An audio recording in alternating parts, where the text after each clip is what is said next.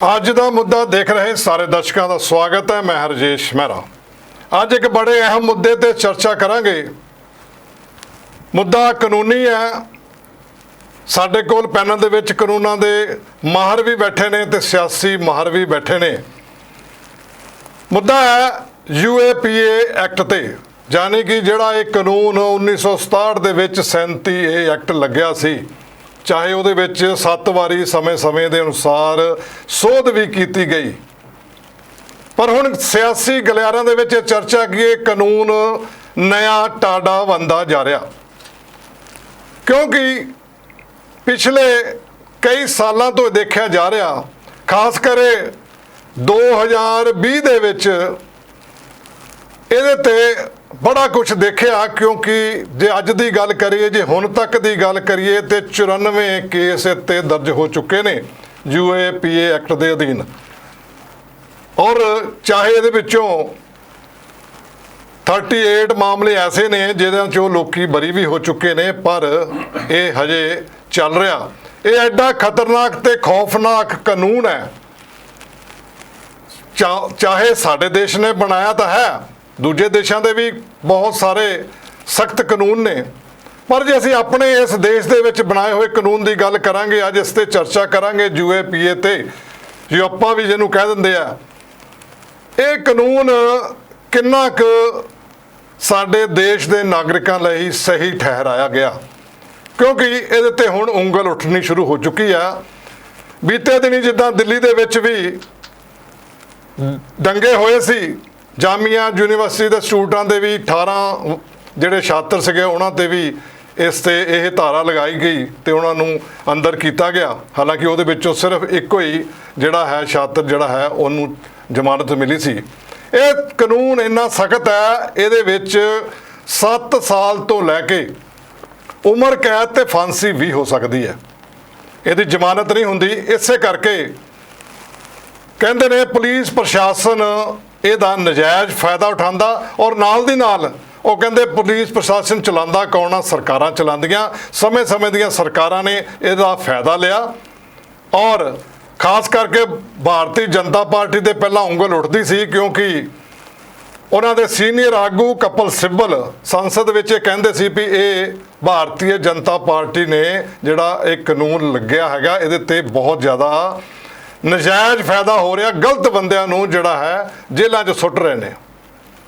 ਦੂਸਰਾ, ਪੰਜਾਬ ਦੇ ਅੰਦਰ ਗੱਲ ਕਰੀਏ ਤਾਂ ਸੁਖਬੀਰ ਬਾਦਲ ਨੇ ਵੀ ਇਹੀ ਗੱਲ ਕੀਤੀ ਆ ਵੀ ਹੁਣ ਕਾਂਗਰਸ ਸਰਕਾਰ ਜਿਹੜੀ ਹੈ ਨਜਾਇਜ਼ ਸਾਡੇ ਨੌਜਵਾਨਾਂ ਨੂੰ ਜੇਲ੍ਹਾਂ 'ਚ ਸੁੱਟ ਰਹੀ ਹੈ, ਨਜਾਇਜ਼ ਪਰਚੇ ਕਰ ਰਹੀ ਹੈ, ਨਿਰਦੋਸ਼ ਲੋਕਾਂ ਤੇ ਪਰਚੇ ਕਰ ਰਹੀ ਹੈ। ਤੁਸੀਂ ਦੇਖਿਆ ਹੋਣਾ ਪਿਛਲੇ ਦਿਨੀ ਮੋਹਾਲੀ ਦੇ ਅੰਦਰ ਇੱਕ ਬਹੁਤ ਵੱਡਾ ਪ੍ਰੋਟੈਸਟ ਹੋਇਆ ਸੀ। एक ਅੰਮ੍ਰਿਤਸਰ ਦੇ ਨੌਜਵਾਨ ਤੇ ਪਟਿਆਲਾ ਦੇ ਅੰਦਰ ਜੋ ਅੱਪਾ ਲੱਗੀ ਸੀ, ਉਹਨੇ ਆਤਮ ਹੱਤਿਆ ਕਰ ਲਈ ਸੀ।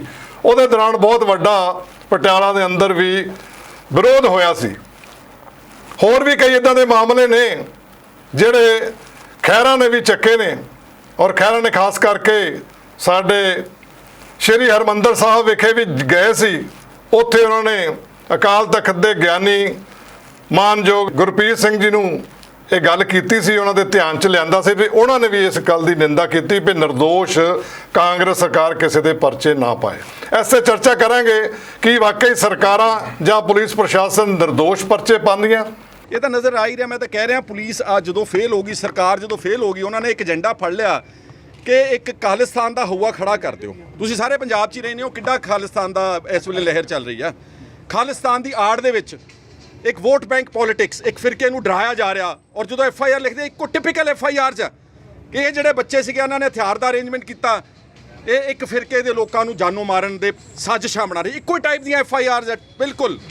ਇਹ ਸਾਰਾ ਗਿਣੀ ਮਿੱਥੀ ਸਾਜ਼ਿਸ਼ ਦੇ ਤਹਿਤ ਹੋ ਰਿਹਾ, ਔਰ ਆਪਣੀ ਨਾਕਾਮੀਆਂ ਨੂੰ ਪੰਜਾਬ ਸਰਕਾਰ ਛੁਪਾਉਣ ਦੀ ਖਾਤਰ ਬੇਗੁਨਾਹ ਲੋਕਾਂ ਤੇ, ਬੇਜ਼ੁਬਾਨਿਆਂ ਤੇ, ਗਰੀਬਾਂ ਤੇ ਕਹਿਰ ਢਾ ਰਹੀ ਹੈ। ਤੁਸੀਂ ਗੱਲ ਸੁਣੀ ਲੀਡਰਾਂ ਦੀ। ਹੁਣ ਮੈਂ ਪੈਨਲ ਦੇ ਵਿੱਚ ਰੂਬਰੂ ਕਰਾ ਦੇਵਾਂ ਤੁਹਾਡੇ ਨਾਲ ਬੁੱਧੀਜੀਵੀਆਂ ਦੀ। ਸਭ ਤੋਂ ਪਹਿਲਾਂ ਸਾਡੇ ਨਾਲ ਸੀਨੀਅਰ ਕਾਂਗਰਸੀ ਆਗੂ ਬੈਠੇ ਨੇ ਪਰਵਿੰਦਰ ਮਹਿਤਾ ਜੀ, ਤੁਹਾਡਾ ਬਹੁਤ ਬਹੁਤ ਸਵਾਗਤ ਹੈ ਜੀ ਇਸ ਪੈਨਲ ਦੇ ਵਿੱਚ। ਸਤਿ ਸ਼੍ਰੀ ਅਕਾਲ। ਦੂਸਰੇ ਸਾਡੇ ਨਾਲ ਪੁਲਿਸ ਪ੍ਰਸ਼ਾਸਨ ਤੋਂ ਰਿਟਾਇਰਡ ADCP ਜਿਨ੍ਹਾਂ ਨੂੰ ਅਸੀਂ SP ਵੀ ਕਹਿੰਦੇ ਨੇ, ਸਤੀਸ਼ ਮਲਹੋਤਰਾ ਜੀ, ਬਹੁਤ ਬਹੁਤ ਸਵਾਗਤ ਹੈ ਜੀ ਮਲਹੋਤਰਾ ਸਾਹਿਬ। ਤੀਸਰੇ ਸਾਡੇ ਨਾਲ ਆਮ ਆਦਮੀ ਪਾਰਟੀ ਦੇ ਸੀਨੀਅਰ ਆਗੂ ਵਿਜੇ ਮੌਰੀਆ ਜੀ, ਸਵਾਗਤ ਹੈ ਜੀ। ਸਤਿ ਸ਼੍ਰੀ ਅਕਾਲ ਜੀ, ਥੈਂਕ ਯੂ। ਮਲਹੋਤਰਾ ਸਾਹਿਬ, ਸਭ ਤੋਂ ਪਹਿਲਾਂ ਤੁਹਾਡੇ ਨਾਲ ਹੀ ਸਵਾਲ ਕਰਦਾ ਸਾਂਝਾ, ਤੁਸੀਂ ਇਸ ਐਕਟ ਤੋਂ ਬਹੁਤ ਚੰਗੀ ਤਰ੍ਹਾਂ ਵਾਕਫ ਵੀ ਹੋ ਔਰ ਇਸ 'ਤੇ ਕੰਮ ਵੀ ਕੀਤਾ ਔਰ ਪੁਲਿਸ ਪ੍ਰਸ਼ਾਸਨ 'ਚ ਵੀ ਰਹੇ ਹੋ। ਜਦੋਂ ਸਰਕਾਰਾਂ ਆਉਂਦੀਆਂ ਤੇ ਪੁਲਿਸ 'ਤੇ ਜ਼ਰੂਰ ਉਂਗਲ ਉਠਾਉਂਦੀਆਂ ਵੀ ਪੁਲਿਸ ਨੇ ਨਜਾਇਜ਼ ਕਰ ਦਿੱਤਾ। ਚਾਹੇ ਸਮੇਂ-ਸਮੇਂ ਦੀਆਂ ਸਰਕਾਰਾਂ ਦੀ ਅਸੀਂ ਅਕਾਲੀ ਦਲ ਦੀ ਗੱਲ ਕਰੀਏ, ਭਾਰਤੀ ਜਨਤਾ ਪਾਰਟੀ ਤੁਹਾਡੇ ਨਾਲ ਸਾਂਝਦਾਰੀ ਰਹੀ ਹੈ ਉੱਥੇ ਸਰਕਾਰਾਂ ਦੀ, ਕਾਂਗਰਸ ਦੀ ਗੱਲ ਕਰੀਏ ਤੇ ਹੁਣ ਅੱਜ ਕਾਂਗਰਸ ਦੇ ਵਿੱਚ ਵੀ ਇਹੀ ਹੋ ਰਿਹਾ ਕਿ ਇਦਾਂ ਨਹੀਂ ਲੱਗਦਾ, ਲੋਕ ਕਹਿੰਦੇ ਵੀ ਭਾਰਤੀ ਜਨਤਾ ਪਾਰਟੀ ਤੇ ਹੁਣ ਕਾਂਗਰਸ ਵੀ ਇੱਕੋ ਹੀ ਰਾਹ ਤੇ ਤੁਰ ਪਈਆਂ। ਕੀ ਕਹਿਣਾ ਚਾਹੋਗੇ? ਦੇਖੋ ਮੇਰਾ ਸਾਹਿਬ, ਜਿਹੜੀ ਇਸ ਐਕਟ ਦੀ ਤੁਸੀਂ ਗੱਲ ਕਰਦੇ ਹੋ ਜੀ, ਕੋਈ ਵੀ ਦੇਸ਼ ਹੈ ਉਹ ਆਪਣੀ ਇੰਟੈਗ੍ਰਿਟੀ, ਬਿਲਕੁਲ ਸੋਵਰਨਟੀ ਦੀ ਖਾਤਰ ਬਿਲਕੁਲ ਆਪਣੇ ਉਹ ਲਾਅ ਜਿਹੜੇ ਨੇ, ਕਾਨੂੰਨ ਉਹ ਬਣਾਉਂਦਾ ਹੈ। ਜੀ, ਪਹਿਲੀ ਗੱਲ ਤਾਂ ਮੈਂ ਇਹ ਕਹਾਂਗਾ ਵੀ ਜਿਹੜੀ ਅੱਜ ਦੀ ਤੁਸੀਂ ਗੱਲ ਕਹੀ ਵੀ ਇੰਨੇ ਕੇਸ ਰਜਿਸਟਰ ਹੋ ਗਏ, ਇੰਨੇ ਇੰਦਾ ਹੋ ਗਏ, ਉਹਦੀ ਸਰਕਾਰ ਤੋਂ ਸੋ ਮੇਰਾ ਇਹ ਪੁਆਇੰਟ ਹੈ ਵੀ we should not go for the detail of the cases, ਵੀ ਕਿੰਨੇ ਬੀਜੇਪੀ ਅਕਾਲੀ ਸਰਕਾਰ 'ਚ ਹੋ ਗਏ, ਕਿੰਨੇ ਕਾਂਗਰਸ 'ਚ ਹੋ ਗਏ। ਸਾਨੂੰ ਇਸ ਪਾਸੇ ਜਾਣਾ ਚਾਹੀਦਾ ਵੀ ਕਿੰਨੇ ਸਹੀ ਨੇ ਕਿੰਨੇ ਗਲਤ ਨੇ, ਡਿਟੇਲ 'ਚ ਨਹੀਂ ਜਾਣਾ ਚਾਹੀਦਾ। ਦੂਸਰੀ ਜਿਹੜੀ ਗੱਲ ਹੈ, ਇਹ ਜਿਹੜਾ ਐਕਟ ਹੈ, ਇਹ ਜਿਹੜਾ ਇਹ ਲਾਅ ਹੈ ਜਿਹੜਾ ਬਣਿਆ ਹੋਇਆ, ਇਹ ਸਮੇਂ-ਸਮੇਂ ਸਿਰ ਸਰਕਾਰ ਨੇ ਬਦਲਦੀ ਰਹੀ, ਭਾਰਤ ਸਰਕਾਰ ਇਹ, ਕਿਉਂਕਿ ਸੈਂਟਰ ਸਰਕਾਰ ਦਾ ਇਹ ਬਣਿਆ ਹੋਇਆ। ਸੋ 1967 ਤੋਂ ਸ਼ੁਰੂ ਹੋ ਕੇ 2019 ਤੱਕ ਇਹ 7 ਵਾਰ ਇਹਦੇ 'ਚ ਚੇਂਜਸ ਲਿਆਂਦੀਆਂ ਗਈਆਂ ਜੀ। ਈਵਨ ਅਗਰ ਆਪਾਂ 26/11 ਦਾ ਅਟੈਕ ਦੇਖੀਏ ਬੰਬਈ ਦੇ ਵਿੱਚ ਹੋਇਆ ਸੀ, ਉਹ ਤੋਂ ਬਾਅਦ ਜਿਹੜੀ ਆ ਇੱਕ ਸੈਂਟਰਲ ਇਨਵੈਸਟੀਗੇਸ਼ਨ ਏਜੰਸੀ ਬਣਾਈ ਗਈ ਜਿਹਨੂੰ NIA ਕਹਿੰਦੇ। ਸੋ ਸਮੇਂ-ਸਮੇਂ ਸਿਰ ਸਰਕਾਰਾਂ ਜਿਹੜੀਆਂ ਨੇ ਐਸੇ ਲਾਅ ਲਿਆਉਂਦੀਆਂ ਨੇ ਵੀ ਜਿਹਦੇ ਨਾਲ ਉਹ ਸਮਝਦੇ ਵੀ ਸਾਡੇ ਦੇਸ਼ ਦੇ ਵਿੱਚ ਕੋਈ ਇੰਟਰਨਲ ਜਾਂ ਐਕਸਟਰਨਲ ਕਿਸੇ ਕਿਸਮ ਦਾ ਕੋਈ ਦੇਸ਼ ਨੂੰ ਉਹ ਨਹੀਂ ਹੋਣਾ ਚਾਹੀਦਾ। ਸੋ ਮੇਰੀ ਤਾਂ ਇਹ ਰਾਏ ਆ ਵੀ ਆਪਾਂ ਨੂੰ ਡਿਟੇਲ ਇਸ ਗੱਲ ਦੀ ਨਹੀਂ ਆ ਵੀ ਕਿੰਨੇ ਕੀਤੇ, ਡਿਟੇਲ ਇਹ ਚਾਹੀਦੀ ਆ ਵੀ ਕਿੰਨੇ ਸਹੀ ਨੇ ਕਿੰਨੇ ਗਲਤ ਨੇ। ਕਿਉਂਕਿ ਜੇ ਆਪਾਂ ਕਹੀਏ ਵੀ ਇੰਨੇ ਪਰਚੇ ਦਰਜ ਕਰ ਦਿੱਤੇ, ਦੇਖੋ ਰਹਿਣ ਵਾਲੇ ਸਾਡੇ ਦੇਸ਼ ਦੇ ਨੇ, ਮੰਨ ਲਓ ਅਸੀਂ ਪੰਜਾਬ ਦੀ ਗੱਲ ਕਰੀਏ, ਸਾਡੇ ਪੰਜਾਬ ਦੇ ਵਾਸੀ ਨੇ। ਫਸਟ ਆਫ ਆਲ ਤੁਸੀਂ ਉਹਨਾਂ ਤੇ ਬੇਸ਼ੱਕ ਤੁਸੀਂ ਸਾਡੇ ਕੋਲ 153 153 ਵੀ ਹੋਰ ਕਈ ਸੈਕਸ਼ਨ ਨੇ, ਅਗਰ ਤੁਹਾਨੂੰ ਲੱਗਦਾ ਵੀ ਬਹੁਤ ਜ਼ਿਆਦਾ ਕੁਝ ਸੰਗੀਨ ਨਹੀਂ ਹੈ ਤਾਂ ਤੁਸੀਂ ਉਹਦੇ ਚ ਕਰਕੇ ਅੱਗੇ ਅਸੀਂ ਉਹਨੂੰ ਯੂਜ਼ ਕਰ ਸਕਦੇ ਹਾਂ ਅੱਗੇ ਐਕਟ ਫਰਦਰ ਇਨਵੈਸਟੀਗੇਸ਼ਨ ਕਰਕੇ। ਬਟ ਅਗਰ ਕੋਈ ਐਸਾ ਐਕਟੀਵਿਟੀ ਕਰਦਾ ਹੈ, ਮੈਂ ਤੁਹਾਨੂੰ ਇੱਕ ਐਗਜ਼ਾਮਪਲ ਦੇਣਾ, ਇੱਕ ਜੈ ਪ੍ਰਕਾਸ਼ ਦੁਬੇ ਸੀ ਝਾਰਖੰਡ ਦਾ, ਉਹ ਮੈਂ ਬੀਜੇਪੀ ਅਕਾਲੀ ਦਲ ਦੀ ਸਰਕਾਰ ਦੀ ਗੱਲ ਕਰਨ ਲੱਗਿਆ, ਤੁਸੀਂ ਦੱਸ ਦਿਓ ਵੀ ਇੰਨੇ ਪਰਚੇ ਦਰਜ ਹੋ, ਇੰਨੇ ਜਿਹੜੇ ਇਹਨਾਂ ਦੇ ਉੱਤੇ ਦਰਜ ਕੀਤੇ। ਉਹ ਜੈ ਪ੍ਰਕਾਸ਼ ਦੁਬੇ ਜਦੋਂ ਪੜਿਆ ਤਾਂ ਉਹਦੇ ਤੇ ਕਰੀਬ 32 ਮੁਕੱਦਮੇ ਜੇਲ੍ਹਾਂ ਤੇ ਅਟੈਕ ਕਰਨ ਦੇ, ਥਾਣਿਆਂ ਤੇ ਅਟੈਕ ਕਰਨ ਦੇ, ਲੋਕਾਂ ਨੂੰ ਮਾਰਨ ਦੇ, ਲੀਡਰਾਂ ਨੂੰ ਮਾਰਨ ਦੇ 32 ਮੁਕੱਦਮੇ ਦਰਜ ਸੀ। ਸੋ ਐਸੇ ਵਿਅਕਤੀਆਂ ਨੂੰ ਤੁਸੀਂ, ਝਾਰਖੰਡ ਤੋਂ ਇੱਥੇ ਆਇਆ ਸੀ, ਇੱਥੇ ਲੋਕਾਂ ਨੂੰ ਉਹ ਆਪਣੇ ਨਾਲ ਜੋੜ ਰਿਹਾ ਸੀ, ਫਿਰ ਕਿਉਂ ਨਾ ਇਹੋ ਜਿਹੇ ਵਿਅਕਤੀਆਂ ਦੇ ਖਿਲਾਫ ਜਿਹੜੀ ਹੈ ਸਖਤ ਤੋਂ ਸਖਤ ਐਸੇ ਅਨਲੌਫੁਲ ਐਕਟੀਵਿਟੀਜ਼ ਉਹਨਾਂ ਦੇ ਖਿਲਾਫ ਦਰਜ ਹੋਣਾ, ਮੈਂ ਸਮਝਦਾ ਬੜੀ ਅੱਛੀ ਗੱਲ ਹੈ ਇਹ। ਪਰ ਅਸੀਂ ਕੀ ਕੀਤਾ, ਅਸੀਂ ਉਹਨੂੰ ਪਹਿਲਾਂ ਇੱਕ ਹੋਰ ਦੇ ਵਿੱਚ ਬੰਦ ਕਰ ਲਿਆ ਜਦੋਂ ਫੜਿਆ, ਪਰ ਜਦੋਂ ਸਾਡੇ ਕੋਲ ਇਨਫੋਰਮੇਸ਼ਨ ਆਈ ਵੀ ਇਹ ਤਾਂ 32 ਕੇਸਾਂ 'ਚ ਜ਼ਰੂਰਤ ਹੈ ਤਾਂ so we have to register case. ਅਸੀਂ ਜੇ ਦੇਸ਼ ਨੂੰ ਸੁਰੱਖਿਅਤ ਰੱਖਣਾ, ਦੇਸ਼ ਨੂੰ ਬਚਾ ਕੇ ਰੱਖਣਾ, ਤਾਂ ਕਿਤੇ ਨਾ ਕਿਤੇ ਇਹ ਐਸੇ ਐਕਟ ਜਿਹੜੇ ਨੇ ਉਹ ਆਉਣੇ ਹੀ ਆਉਣੇ ਨੇ। ਬਟ ਇਹ ਹੈ ਵੀ ਉਹਦੀ ਵਰਤੋਂ ਕਿਵੇਂ ਕਰਨੀ ਆ, ਵਿਚਾਰਨ ਵਾਲਾ ਹੁੰਦਾ ਹੈ। ਮੈਂ ਤਾਂ ਸਾਹਿਬ, ਜਿਸ ਤਰੀਕੇ ਨਾਲ ਤੁਹਾਨੂੰ ਯਾਦ ਹੋਣਾ ਵੀ ਪਿੱਛੇ ਸੰਸਦ ਵਿੱਚ ਵੀ ਅਮਿਤ ਸ਼ਾਹ ਨੇ ਵੀ ਇਹ ਗੱਲ ਕਹੀ ਸੀ ਵੀ ਆਤੰਕਵਾਦ ਨੂੰ ਨਜਿੱਠਣ ਲਈ ਸਾਨੂੰ ਕੜੇ ਰੁੱਖ ਬਣਾਉਣੇ ਪੈਣਗੇ, ਕੜੇ ਜਿਹੜੇ ਹੈ ਐਕਟ ਵੀ ਬਣਾਉਣੇ ਪੈਣਗੇ। ਉਹ ਉਹਨਾਂ ਨੇ ਇਹਦੇ ਵਿੱਚ ਇਸ ਐਕਟ ਦੀ ਗੱਲ ਕੀਤੀ ਸੀ ਜੋਪਾ ਦੀ।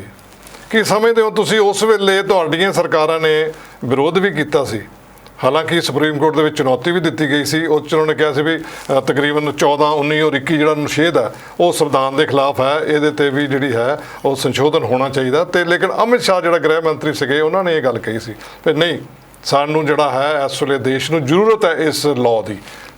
ਤੁਹਾਡਾ ਵਿਰੋਧ ਕਿਉਂ ਸੀ ਉਸ ਵੇਲੇ, ਪਰ ਹੁਣ ਪੰਜਾਬ ਦੇ ਅੰਦਰ ਜਿਹੜਾ ਹੈ ਉਹੀ ਤੁਹਾਡੇ ਤੇ ਹੁਣ ਹਾਵੀ ਹੋ ਰਿਹਾ? ਦੇਖੋ, ਇੱਕ ਚੀਜ਼ ਕਲੀਅਰ ਹੈ ਜੀ ਕਿ ਦੇਸ਼ ਦੀ ਆਜ਼ਾਦੀ ਤੋਂ ਪਹਿਲਾਂ, ਆਜ਼ਾਦੀ ਤੋਂ ਬਾਅਦ ਜੀ ਜਿੱਥੇ ਵੀ ਦੇਸ਼ ਦੀ ਏਕਤਾ ਅਖੰਡਤਾ ਦੀ ਗੱਲ ਆਈ, ਜੀ ਜੀ ਕਾਂਗਰਸ ਨੇ ਉੱਥੇ ਆਪਣੀ ਸਟੈਂਡ ਵੀ ਲਿੱਤਾ। ਉਹ 'ਚ ਸਾਨੂੰ ਸਾਡੇ ਬਿਲਕੁਲ ਕੌਮੀ ਲੀਡਰ ਸ਼ਹਾਦਤ ਵੀ ਕਰਵਾਉਣੀ ਪਈ। ਲੈਣੇ ਵੀ ਚਾਹੀਦਾ, ਉਹ 'ਚ ਕੋਈ ਗੱਲ। ਔਰ ਇਹੀ ਇੱਕ ਪੀੜਾ ਹੈ ਜੀ ਕਿ ਅਸੀਂ ਕਿਸੇ ਕਾਨੂੰਨ ਨੂੰ ਵੀ, ਜਿੱਦਾਂ ਮਲੋਤਰਾ ਸਾਹਿਬ ਨੇ ਬਹੁਤ ਵੱਡੀ ਗੱਲ ਕਹੀ, ਦੇਖਣਾ ਤਾਂ ਹੈ ਕਿ ਗਲਤ ਨਾ ਹੋ ਜਾਵੇ। ਇਹ ਇੱਕ ਸਾਡੇ ਕਾਨੂੰਨ ਦੇ ਵਿੱਚ ਪਰਿਭਾਸ਼ਾ ਹੈ, ਉਹ ਕਹਿੰਦੇ ਕੋਈ ਵੀ ਜਿਹੜਾ ਵਿਚਾਰਾ ਨਿਰਦੋਸ਼ ਹੈ ਉਹਨੂੰ ਸਜ਼ਾ ਨਹੀਂ ਹੋਣੀ ਚਾਹੀਦੀ, ਚਾਹੇ ਦੋਸ਼ੀ ਦਾ ਛੁੱਟ ਜਾਣ। ਇੱਕ ਪਰਿਭਾਸ਼ਾ ਹੈ ਬਿਲਕੁਲ।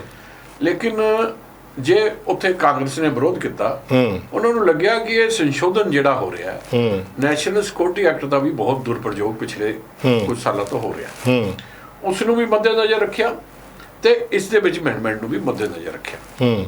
ਔਰ ਅੱਜ ਜਿਹੜੀ ਪੰਜਾਬ ਦੀ ਗੱਲ ਆਉਂਦੀ ਹੈ ਸਾਡੀ, ਪੰਜਾਬ ਸਾਡਾ ਬਾਰਡਰ ਏਰੀਆ, ਔਰ ਇੱਥੇ ਅਸੀਂ ਅੱਤਵਾਦ ਦਾ ਦੌਰ ਦੇਖਿਆ।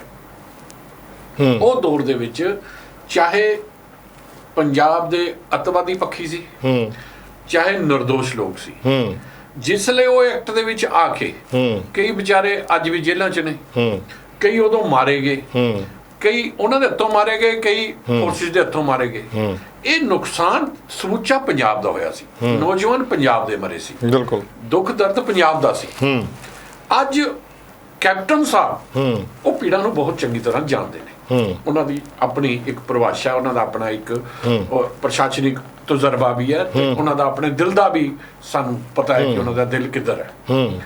ਇਸ ਐਕਟ ਨੂੰ ਲੈ ਕੇ ਜੇ ਉਹਨਾਂ ਨੇ ਕਿਹਾ ਕਿ ਮਾਰਚ 2017 ਤੋਂ ਅਸੀਂ ਕੁਝ ਕੇਸ ਰਜਿਸਟਰ ਕੀਤੇ ਨੇ, ਉਹ ਕੇਸਾਂ ਦੇ ਵਿੱਚ ਕੌਣ ਨੇ ਜਿਹੜੇ ਪਾਕਿਸਤਾਨ ਦੇ ਵਿੱਚੋਂ ਅਸਲਾ ਲੈ ਕੇ ਆਏ, ISI ਨਾਲ ਸੰਬੰਧਿਤ ਸੀਗੇ। ਉਹਦੇ ਬਾਅਦ ਇੱਕ ਕਾਲੀ ਸੂਚੀ ਜਿਹੜੀ ਕਾਂਗਰਸ ਵੇਲੇ ਬਣਾਈ ਸੀ, ਉਹ BJP ਸੈਂਟਰ ਗਵਰਨਮੈਂਟ ਨੇ ਉਹਨੂੰ ਖਤਮ ਕਰਤਾ ਸੀ। ਲੇਕਿਨ ਅੱਜ ਫਿਰ ਉਹਨਾਂ ਨੇ ਉਹੀ ਕੁਝ ਬੰਦੇ ਲੈ ਕੇ, ਜਿਵੇਂ ਸਿੱਖ ਫॉर ਜਸਟਿਸ ਜਾਂ ਹੋਰ ਲੈ ਕੇ ਉਹਨਾਂ ਨੂੰ ਕਾਲੀ ਸੂਚੀ 'ਚ ਪਾਇਆ। ਹੁਣ ਜਿਹੜੇ ਉਹ ਐਕਟੀਵਿਟੀ ਵਾਲੇ ਪਰਸਨ ਸੀਗੇ, ਜਿਨ੍ਹਾਂ ਦੇ ਕੋਲੋਂ ਅਸਲਾ ਬਰਾਮਦ ਹੋਇਆ, ਜਿਨ੍ਹਾਂ ਕੋਲ ਨਸ਼ਾ ਬਰਾਮਦ ਹੋਇਆ, ਜਿਨ੍ਹਾਂ ਦਾ ਪਿਛੋਕੜ ਪਾਕਿਸਤਾਨ ਨਾਲ ਜਾਂ ਟੈਰਰਿਸਟ ਐਕਟੀਵਿਟੀ ਨਾਲ ਢੁਕਵਾਂ ਨਜ਼ਰ ਆਇਆ, ਉਹਨਾਂ ਨੂੰ ਕਾਂਗਰਸ ਨੇ ਇਸ ਐਕਟ ਦੇ ਵਿੱਚ ਲਿਆਂਦਾ। ਉਹਦੇ ਵਿੱਚ ਉਹਨਾਂ ਨੇ ਇਹ ਗੱਲ ਵੀ ਠੋਕ ਕੇ ਗਈ ਕਿ ਜਿਹੜੇ ਲੋਕ ਸੋਸ਼ਲ ਮੀਡੀਆ ਤੇ ਜਾਂ ਕਿਸੇ ਦੇ ਨਾਲ ਇੱਕ ਵਿਖਾਵੇ ਦੇ ਵਿੱਚ ਇੱਕ ਐਵੇਂ ਬਸ ਉਹ ਕਹਿੰਦੇ ਕਿਸੇ ਦੇ ਇਸ਼ਾਰੇ ਤੇ ਆ ਗਏ, ਉਹਨਾਂ ਨੂੰ ਸਮਝਾ ਕੇ ਉਹਨਾਂ ਦਾ ਮਾਈਂਡ ਵੀ ਸੈੱਟ ਕੀਤਾ ਗਿਆ ਔਰ ਉਹਨਾਂ ਨੂੰ ਕਿਸੇ ਦਾਇਰੇ 'ਚ ਨਹੀਂ ਲਿੱਤਾ ਗਿਆ ਕਿਸੇ ਨਹੀਂ। ਪਰ ਸੁਖਵੀਰ ਬਾਦਲ ਕੁਝ ਹੋਰ ਹੀ ਕਹਿੰਦੇ ਆ, ਸੁਖਪਾਲ ਸਿੰਘ ਖਹਿਰਾ ਵੀ ਨੇਤਾ ਜਿਹੜੇ ਅਸਲੇ ਉਹ ਵੀ ਕੁਝ ਹੋਰ ਹੀ ਕਹਿ ਰਹੇ ਆ। ਮੈਂ ਗੱਲ ਕਰਾਂਗਾ ਵਿਜੇ ਮੌਰੀ ਜੀ, ਤੁਸੀਂ ਸ਼ਾਇਦ ਦੋਨਾਂ ਦੇ ਬਿਆਨ ਸੁਣੇ ਹੋਣੇ ਨੇਤਾਵਾਂ ਦੇ। ਉਹਨਾਂ ਨੇ ਤੇ ਇਹ ਕਿਹਾ ਵੀ ਪੰਜਾਬ ਦੇ ਅੰਦਰ ਬਗੈਰ ਛਾਨਬੀਨ ਦੇ, ਬਗੈਰ ਕਿਸੇ ਗੱਲ ਦੇ, ਇੱਕ ਜਿਹਨੂੰ ਕਹਿੰਦੇ ਆ ਦੂਸ਼ਣਬਾਜ਼ੀ ਲਾ ਕੇ, ਡਰਾ ਧਰਮਾ ਕੇ ਐਡਾ ਵੱਡਾ ਜਿਹੜਾ ਹੈ ਐਕਟ ਉੱਤੇ ਲਾਇਆ ਜਾਂਦਾ, UPA ਦਾ ਪਰਚਾ ਕੀਤਾ ਜਾਂਦਾ, ਇਹ ਨਹੀਂ ਹੋਣਾ ਚਾਹੀਦਾ। ਉਹਨਾਂ ਨੇ ਆਰੋਪ ਲਾਇਆ ਕਾਂਗਰਸ ਤੇ। ਕੀ ਤੁਸੀਂ ਸਮਝਦੇ ਹੋ, ਖਾਸ ਕਰਕੇ ਤੁਹਾਨੂੰ ਵੀ ਜ਼ਿਆਦਾ ਪਤਾ ਹੋਣਾ, ਦਿੱਲੀ ਦੇ ਅੰਦਰ ਵੀ ਤੁਹਾਡੇ ਵੀ ਜਦੋਂ ਜਾਮੀਆ ਯੂਨੀਵਰਸਿਟੀ ਦੇ ਵਿੱਚ ਗੱਲ ਹੋਈ ਸੀ, ਤੁਹਾਡੇ ਵੀ ਉੱਥੇ ਜਿਹੜੇ ਐਕਸ ਕਾਉਂਸਲਰ ਸੀਗੇ ਉਹਨਾਂ ਨੂੰ ਵੀ ਗ੍ਰਿਫਤਾਰ ਕੀਤਾ ਗਿਆ ਸੀ ਇਸ ਜੋ ਆਪਾਂ ਐਕਟ ਦੇ ਅੰਦਰ। ਜੀ, ਜਿੱਥੇ ਤੱਕ ਸ਼੍ਰੋਮਣੀ ਅਕਾਲੀ ਦਲ ਔਰ ਕੈਪਟਨ ਸਾਹਿਬ ਦੀ ਬਿਆਨਬਾਜ਼ੀ ਦੀ ਗੱਲ ਹੈ, ਔਰ ਤੁਸੀਂ ਇੱਕ ਬੰਦੇ ਦਾ ਨਾਮ ਲਿੱਤਾ ਕਿ ਉਹ ਸਾਡੀ ਪਾਰਟੀ ਦਾ ਕਾਉਂਸਲਰ ਹੈ ਐਕਸ। ਦੇਖੋ, ਜਦੋਂ ਤੁਸੀਂ ਉਸ ਲਿਸਟ ਨੂੰ ਪੜੋਗੇ ਤਾਂ ਉਹਦੇ ਵਿੱਚ ਕਈ ਜਿਹੜੇ ਦਲਿਤ ਐਕਟਿਵਿਸਟ, ਬਹੁਤ ਸਾਰੇ ਸਕਾਲਰ, ਕਈ ਕਵੀ ਔਰ ਕਈ ਉਹਦੇ 'ਚ ਐਡਵੋਕੇਟ ਜਿਹੜੇ ਉਹਦੇ 'ਚ ਗ੍ਰਿਫਤਾਰ ਹੋ ਚੁੱਕੇ ਹੈ। ਮੈਂ ਪੰਜਾਬ ਦੀ ਗੱਲ ਕਰਾਂ, ਤੁਸੀਂ ਦੇਖੋ 225 ਦੇ ਕਰੀਬ ਲੋਕ ਗ੍ਰਿਫਤਾਰ ਹੋਏ ਹੈ ਔਰ ਤਕਰੀਬਨ 50% ਲੋਕ ਬਾਅਦ 'ਚ ਰਿਹਾ ਹੋ ਗਏ, ਆਜ਼ਾਦ ਹੋ ਕੀਤਾ ਗਿਆ ਉਹਨਾਂ ਨੂੰ। ਸੋ ਇਹ ਐਕਟ ਜਿਹੜਾ ਹੈਗਾ ਇਹਦੀ ਦੁਰਵਰਤੋਂ ਹੋ ਰਹੀ ਹੈ, ਕਿਉਂਕਿ ਅਗਰ ਉਹਨਾਂ ਦੇ ਸਹੀ ਹੁੰਦਾ ਤਾਂ ਉਹ ਲੋਕ ਫ੍ਰੀ ਕਿਉਂ ਹੁੰਦੇ। ਮੈਂ ਤੁਹਾਨੂੰ ਬੜੇ ਉਚੇਚੇ ਤੌਰ ਤੇ ਇੱਕ ਗੱਲ ਕਹਿਣੀ ਚਾਹਾਂਗਾ, ਭਾਰਤ ਰਤਨ ਡਾਕਟਰ BR ਅੰਬੇਡਕਰ ਨੇ ਪਾਰਲੀਮੈਂਟ ਦੇ ਵਿੱਚ ਕਿਹਾ ਸੀਗਾ ਕਿ ਜਿਹੜਾ ਭਾਰਤ ਜਿਸ ਕਾਨੂੰਨ ਨੂੰ ਅੰਗੀਕਾਰ ਕਰਨ ਜਾ ਰਿਹਾ ਹੈ, ਉਹ ਕਾਨੂੰਨ ਜਿੰਨਾ ਮਰਜ਼ੀ ਵਧੀਆ ਹੋਵੇ, ਲੇਕਿਨ ਅਗਰ ਉਹਨੂੰ ਚਲਾਉਣ ਵਾਲੇ ਲੋਕ ਮਾੜੇ ਹੋਣਗੇ ਤਾਂ ਇਹ ਜਿਹੜਾ ਕਾਨੂੰਨ ਹੈ ਅੰਤ ਦੇ ਵਿੱਚ ਮਾੜਾ ਸਾਬਿਤ ਹੋਵੇਗਾ। ਕਿਸੇ ਦੇਸ਼ ਦਾ ਕੋਈ ਵੀ ਕਾਨੂੰਨ ਕਿੰਨਾ ਮਾੜਾ ਕਿਉਂ ਨਾ ਹੋਵੇ, ਲੇਕਿਨ ਅਗਰ ਉਹਨੂੰ ਚਲਾਉਣ ਵਾਲੇ ਲੋਕ ਚੰਗੇ ਨੇ ਤਾਂ ਉਹ ਕਾਨੂੰਨ ਚੰਗਾ ਸਾਬਿਤ ਬਣ ਜਾਵੇਗਾ। ਕਹਿਣ ਦਾ ਭਾਵ ਇਹ ਹੈ ਕਿ ਭਾਰਤ ਰਤਨ ਡਾਕਟਰ BR ਅੰਬੇਡਕਰ ਨੇ ਆਪਣੇ ਸਮੇਂ ਕਾਨੂੰਨ ਲਾਗੂ ਕਰਦਿਆਂ ਸਮੇਂ ਇਹ ਗੱਲ ਕਹੀ ਸੀ ਜਾਂ ਇਹ ਡਰ ਦਾ ਖਦਸ਼ਾ ਉਹਨਾਂ ਨੇ ਉਦੋਂ ਹੀ ਸਾਡੇ ਸਾਹਮਣੇ ਰੱਖਿਆ ਸੀ। ਹੋ ਸਕਦਾ। ਸੋ ਮੇਰੇ ਕਹਿਣ ਦਾ ਮਤਲਬ ਹੈ ਕਿ ਕਾਨੂੰਨ ਜਿਹੜਾ ਆ ਉਹ ਇੱਕ ਕਿਤਾਬ ਹੈ, ਇੱਕ ਰੂਲ ਹੈ, ਲੇਕਿਨ ਇਹਨਾਂ ਨੂੰ ਲਾਗੂ ਕਰਨ ਵਾਲੇ ਜਿਹੜੇ ਲੋਕ ਨੇ ਉਹ ਕਿਸ ਮਨਸ਼ਾ ਤੋਂ ਲਾਗੂ ਕਰ ਰਹੇ ਨੇ, ਕੀ ਉਹਦੇ ਪਿੱਛੇ ਉਹਨਾਂ ਦਾ ਏਜੰਡਾ ਹੈ, ਇਹ ਬਹੁਤ ਡਿਪੈਂਡ ਕਰਦਾ। ਸੋ ਜਿੱਥੇ ਤੱਕ ਸੁਖਬੀਰ ਬਾਦਲ ਸਾਹਿਬ ਦੀ ਗੱਲ ਹੈ, ਦੇਖੋ ਜਦੋਂ ਸੱਤਾ ਦੇ ਵਿੱਚ ਸੀਗੇ ਤਾਂ ਉਹਨਾਂ ਨੇ ਵੀ 60 ਦੇ ਤਕਰੀਬਨ ਤੁਸੀਂ ਦੱਸਿਆ ਕਿ ਮਾਮਲੇ ਦਰਜ ਹੋਏ। ਮੈਂ ਤੁਹਾਨੂੰ ਕਹਿਣਾ ਚਾਹੂੰਗਾ ਕਿ ਜਦੋਂ ਤੁਸੀਂ ਦੇਖੋ ਹਲੇ ਕਾਂਗਰਸ ਸਰਕਾਰ ਨੂੰ 3 ਸਾਲ ਹੋਏ ਆ ਜੀ, ਤਕਰੀਬਨ 30 ਦੇ ਮਾਮਲੇ ਇਹਨਾਂ ਨੇ ਵੀ ਦਰਜ ਕਰ ਲਏ। ਕਹਿਣ ਦਾ ਮਤਲਬ ਇਹ ਹੈ ਕਿ ਸੱਤਾ ਦੇ ਵਿੱਚ ਜਦੋਂ ਲੋਕ ਰਹਿੰਦੇ ਆ ਔਰ ਜਦੋਂ ਵਿਪਕਸ਼ ਦੇ ਵਿੱਚ ਚਲੇ ਜਾਂਦੇ ਆ, ਉਹਨਾਂ ਦੀਆਂ ਜਿਹੜੀਆਂ ਗੱਲਾਂ ਉਹ ਤਕਰੀਬਨ ਚੇਂਜ ਹੁੰਦੀਆਂ, ਕਿਉਂਕਿ ਇਹ ਲੋਕ ਆਪਣੇ ਹਿਸਾਬ ਦੇ ਨਾਲ ਗੱਲ ਕਰਦੇ ਆ। ਇਹਨਾਂ ਦਾ ਇੱਕ ਟਰੈਕ ਹੈ ਕਿ ਸੱਤਾ 'ਚ ਰਹਿਣਾ ਤਾਂ ਆਹ ਗਾਣਾ ਵੱਜਣਾ, ਜਦੋਂ ਆਊਟ ਆਫ ਸੱਤਾ ਹੋਣਾ ਤਾਂ ਆਹ ਗਾਣਾ ਵਜਾਣਾ। ਸੋ ਕਹਿਣ ਦਾ ਮਤਲਬ ਹੈ ਕਾਨੂੰਨ ਦੀ ਜਿਹੜੀ ਪਾਲਣਾ ਆ ਉਹ ਦੇਸ਼ ਦੇ ਲੋਕਾਂ ਵਾਸਤੇ ਹੋਣੀ ਚਾਹੀਦੀ ਆ। ਮਾਨਯੋਗ ਮਲਹੋਤਰਾ ਜੀ ਨੇ ਦੱਸਿਆ ਕਿ ਪੁਲਿਸ ਨੂੰ ਪਹਿਲਾਂ ਇਨਵੈਸਟੀਗੇਸ਼ਨ ਚੰਗੀ ਤਰ੍ਹਾਂ ਕਰਨਾ ਚਾਹੀਦਾ। ਚਲੋ ਮੈਂ ਗੱਲ ਕਰ ਲੈਣਾ ਇਨਵੈਸਟੀਗੇਸ਼ਨ ਤੇ ਆ ਜਾਂਦੇ। ਮਲਹੋਤਰਾ ਸਾਹਿਬ, ਜਿਸ ਤਰ੍ਹਾਂ ਤੁਸੀਂ ਪਿੱਛੇ ਸੁਣਿਆ ਹੋਣਾ ਵੀ 18 ਸਾਲ ਦਾ ਨੌਜਵਾਨ ਸੀ ਜਿਹੜਾ ਉਹਨਾਂ ਨੇ ਚੱਕਿਆ ਸੀ ਪਿਛਲੇ ਯੂਐਪਏ ਵਿੱਚ ਸੀ ਔਰ ਉਹਨੂੰ ਜੇਲ੍ਹ 'ਚ ਰੱਖਿਆ ਗਿਆ, ਫਿਰ ਉਹਨੇ ਮਾਨਯੋਗ ਅਦਾਲਤ ਨੇ ਉਹਨੂੰ 16 ਦਿਨਾਂ ਬਾਅਦ ਬਰੀ ਵੀ ਕਰ ਦਿੱਤਾ, ਜ਼ਮਾਨਤ ਦੇ ਦਿੱਤੀ। ਇਟ ਮੀਨਸ ਪਹਿਲਾਂ ਹੀ ਯੂਏਪੀਏ ਦਾ ਜਿਹੜਾ ਐਕਟ ਉੱਤੇ ਥੋਪਿਆ ਗਿਆ, ਉਹਦੇ ਅੰਦਰ ਉਹਨੂੰ ਜੇ ਕਿਤੇ ਜ਼ਮਾਨਤ ਨਾ ਮਿਲਦੀ ਤੇ ਅੱਜ ਖੈਰ ਉਹ ਵੀ ਜੇਲ੍ਹ 'ਚ ਹੁੰਦਾ। ਤੇ ਉਹਨੇ ਵੀ ਕਿਹਾ ਵੀ ਮੈਨੂੰ ਤਾਂ ਇਸ ਬਾਰੇ ਕਾਨੂੰਨ ਬਾਰੇ ਪਤਾ ਹੀ ਨਹੀਂ, ਮੈਂ ਤਾਂ ਜਸਟ ਇੱਕ ਕਿਸੇ ਲੜਕੀ ਨੇ ਮੈਨੂੰ ਫੋਨ ਕੀਤਾ ਸੀ, ਉਹਦੇ ਫੋਨ ਦੇ ਆਧਾਰ ਤੇ ਕਿਸੇ ਨੇ ਸਿਆਸੀ ਰੰਜਿਸ਼ ਕੱਢਣ ਕਰਕੇ ਮੇਰੇ ਤੇ ਐਡਾ ਵੱਡਾ ਐਕਟ ਲਾਤਾ। ਇਹ ਮੈਂ ਗੱਲ ਕਰਦਾ ਵੀ ਇਹੀ ਗੱਲ ਸੁਖਪਾਲ ਖਹਿਰਾ ਨੇ ਚੱਕੀ ਆ ਵੀ ਜਿੰਨੇ ਵੀ ਲੋਕ ਪੰਜਾਬ ਦੇ ਅੰਦਰ, ਖਾਸ ਕਰਕੇ ਸਾਰੇ ਤਾਂ ਨਹੀਂ, ਉਹਨੇ ਕਿਹਾ ਵੀ ਜਿੰਨੇ ਜ਼ਿਆਦਾ ਤੋਂ ਜ਼ਿਆਦਾ ਜਿਹੜੇ ਕੇਸਿਸ ਆ ਉਹ ਨਿਰਦੋਸ਼ ਲੋਕਾਂ ਤੇ ਪਾਏ ਗਏ ਨੇ ਔਰ ਸਰਕਾਰ ਡਰਾਨ ਕਰਕੇ ਇਹਨਾਂ ਲੋਕਾਂ ਤੇ ਪਾਉਂਦੀ। ਜਿਹੜਾ ਸਰਕਾਰ ਦੇ ਖਿਲਾਫ ਆਵਾਜ਼ ਉਠਾਉਂਦਾ, ਚਾਹੇ ਉਹ ਇਦਾਂ ਹੀ ਬੀਜੇਪੀ 'ਚ ਹੋਇਆ ਸੀ, ਜਿਹੜਾ ਭਾਰਤੀ ਜਨਤਾ ਪਾਰਟੀ ਦੇ ਖਿਲਾਫ ਆਵਾਜ਼ ਉਠਾਉਂਦਾ ਸੀ, ਉਹਦੇ ਤੇ ਇਦਾਂ ਹੀ ਯੂਐਪਏ ਦੇ ਕੇਸ ਪਾਏ ਗਏ। ਤੇ ਹੁਣ ਕਾਂਗਰਸ ਦੇ ਵੀ ਇਹੀ ਹਾਲ ਹੈ ਵੀ ਪੰਜਾਬ ਦੇ ਅੰਦਰ ਵੀ ਇਹ ਕੇਸ ਪਾਏ ਜਾ ਰਹੇ ਨੇ। ਮੇਰਾ ਸਾਹਿਬ ਇਹੀ ਗੱਲ ਪਹਿਲਾਂ ਵੀ ਇਹੀ ਗੱਲ ਕਹੀ ਸੀ ਜੀ ਵੀ ਮੰਨ ਲਓ ਇੱਕ ਵਿਅਕਤੀ ਕੋਈ ਪਾਕਿਸਤਾਨ, ਮਲੇਸ਼ੀਆ, ਸਪੇਨ, ਕੈਨੇਡਾ ਜਾਂ ਕਿਤੋਂ USA ਤੋਂ ਇੱਕ ਪੋਸਟ ਪਾਉਂਦਾ ਜੀ, ਔਰ ਇੱਕ ਲੜਕਾ ਜਿਹੜਾ ਇੱਥੇ ਪੰਜਾਬ 'ਚ ਬੈਠਾ ਉਹਨੂੰ ਕਮੈਂਟ ਕਰਦਾ। ਸੋ ਤੇ ਕਮੈਂਟ ਕਰਨ ਵਾਲੇ ਨੂੰ ਵੀ ਆਪਾਂ ਚੱਕ ਕੇ ਉਸੇ ਤਰ੍ਹਾਂ ਕਰ ਦਈਏ, ਇਹ ਕਿਤੇ ਨਾ ਉਹੀ ਧਾਰਾ ਦੇ ਅੰਦਰ ਨਹੀਂ ਰਹਿਣਾ ਚਾਹੀਦਾ। ਇਹ ਬਣਦਾ ਨਹੀਂ ਹੈ। ਹਾਂ, ਇਹ ਸੁਖਬੀਰ ਬਾਦਲ ਨੇ ਗੱਲ ਕਹੀ ਵੀ ਇਹੀ ਗੱਲ ਕਹਿ ਰਹੇ ਨੇ ਵੀ ਤੁਸੀਂ ਐਦਾਂ ਨਾ ਕਰੋ। ਤੁਸੀਂ ਜੇ ਕਿਸੇ ਨੇ ਕਮੈਂਟ ਕਰ ਦਿੱਤਾ, ਆਪਾਂ ਬੈਠੇ ਬੈਠੇ ਕਈ ਵਾਰੀ ਅਣਜਾਣਪੁਣੇ 'ਚ ਵੀ ਬੱਚੇ ਕਰ ਦਿੰਦੇ ਨੇ ਕਮੈਂਟ। ਸੁਖਬੀਰ ਬਾਦਲ ਜੀ ਦਾ ਵੀ ਇਹੀ ਵਰਸ਼ਨ ਹੈ ਵੀ ਤੁਸੀਂ ਜਿਹੜੇ ਕਮੈਂਟ ਕਰ ਦਿੱਤਾ, ਜੇ ਕਿਸੇ ਨੇ ਜੇ ਉਹਨੂੰ ਵੀ ਚੱਕ ਕੇ ਤੁਸੀਂ ਉਹਦੇ 'ਚ ਬੰਦ ਕਰ ਦੋਗੇ, ਫਿਰ ਉਹ ਕਿੱਥੇ ਖੜਾ, ਫਿਰ ਇਨਸਾਫ ਕਿੱਥੇ ਗਿਆ। ਸੋ ਪਹਿਲਾਂ ਜ਼ਰੂਰ ਚਾਹੀਦਾ ਵੀ ਪਹਿਲਾਂ ਤੁਸੀਂ ਉਹਦੀ ਤਾਂ ਲਾਈਫ ਖਰਾਬ ਹੋ ਗਈ ਨਾ, ਉਹਦੇ ਉੱਤੇ ਤਾਂ ਇੱਕ ਬਹੁਤ ਵੱਡਾ ਲਾਂਛਨ ਲੱਗ ਜਾਂਦਾ ਵੀ ਤੂੰ ਇਸ ਧਾਰਾ ਦੇ ਅੰਦਰ। ਦੂਜੀ ਗੱਲ ਮੇਰਾ ਸਾਹਿਬ, ਮੈਂ ਤਾਂ ਥੋੜੀ ਜਿਹੀ ਹੋਰ ਹਟ ਕੇ ਵੀ ਕਹਿਣਾ, ਅਗਰ ਤੁਸੀਂ ਕਿਸੇ ਨੂੰ ਵੀ ਅਨਲੌਫੁਲ ਐਕਟੀਵਿਟੀ 'ਚ ਕਿਸੇ ਨੂੰ ਵੀ ਬੰਦ ਕਰਨਾ, ਕੋਈ ਇੱਕ ਰਿਟਾਇਰਡ ਜੱਜ ਲੈ ਲਓ, ਨਾਲ ਉਹਨਾਂ ਦੇ 3 ਮੈਂਬਰ ਲਾ ਲਓ। ਪਹਿਲਾਂ ਜੋ ਸਾਡੇ ਕੋਲ ਬੜੇ ਲਾਅ ਨੇ ਜਿਹਦੇ ਤੁਸੀਂ ਕਿਸੇ ਨੂੰ ਵੀ ਅਰੈਸਟ ਕਰ ਸਕਦੇ ਹੋ, ਕਿਸੇ ਨੂੰ ਅਰੈਸਟ ਕਰਕੇ ਤੁਸੀਂ ਕਈ ਦਿਨ ਰੱਖ ਸਕਦੇ ਹੋ। ਉਹਦੇ ਖਿਲਾਫ ਅਗਰ ਤੁਹਾਨੂੰ ਕੋਈ ਐਸੀ ਨਜ਼ਰ ਆਉਂਦੀ ਹੈ ਚੀਜ਼ ਜਿਹੜੀ ਸਾਡੇ ਦੇਸ਼ ਨੂੰ ਸੱਚ ਨਜ਼ਰ ਆਉਂਦਾ ਹੈ ਜਾਂ ਦੇਸ਼ ਦਾ ਨੁਕਸਾਨ ਕਰ ਸਕਦੀ ਹੈ, ਜਾਂ ਸਾਡੇ ਦੇਸ਼ ਦੀ ਕੋਈ ਐਸੀ ਐਕਟੀਵਿਟੀ ਬਾਹਰ ਜਾ ਰਹੀ ਹੈ ਉਹਨੂੰ ਦੱਸ ਰਹੀ ਹੈ, ਸੋ ਦੈਨ ਵੀ ਕੈਨ ਉਹਨੂੰ ਬੁੱਕ ਕਰੋ ਤੁਸੀਂ। ਬਟ ਉਹਨੂੰ ਤੁਸੀਂ ਪੇਸ਼ ਕਰ ਦਿਓ ਉਹਨਾਂ ਦੇ ਵੀ ਆਹ ਤੱਥ ਨੇ। ਅਗਰ ਉਹ ਕਮੇਟੀ ਕਹੇ ਵੀ ਹਾਂ ਤੁਸੀਂ ਇਹਦੇ 'ਚ ਇਹ ਲਾ ਦਿਓ, ਤਾਂ ਉਹਨੂੰ ਤੁਸੀਂ ਅਰੈਸਟ ਕਰ ਲਓ ਤੁਸੀਂ।